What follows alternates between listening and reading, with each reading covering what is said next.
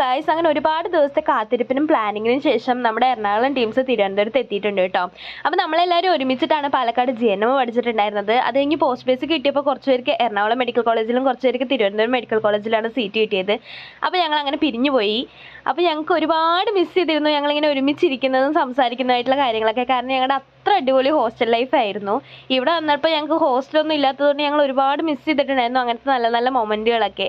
അപ്പോൾ ഞങ്ങളുടെ മുഖത്ത് സന്തോഷം കണ്ടാൽ അറിയാം ഞങ്ങൾക്ക് എത്രത്തോളം ഹാപ്പിനെസ് ആണ്. ഞങ്ങൾക്ക് എന്തൊക്കെയോ കളഞ്ഞു പോയിട്ട് തിരിച്ച് കിട്ടിയൊരു സന്തോഷമാണ്.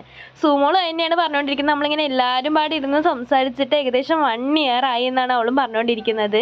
അങ്ങനെ ഞങ്ങൾ ഒരുപാട് നേരം സംസാരിച്ചു. പിന്നെ ഞങ്ങൾക്ക് സംസാരിച്ച് ബോറടിച്ചപ്പോൾ പിന്നെ ഞങ്ങൾ പാട്ട് പാടാൻ തുടങ്ങി ഗൈസ്.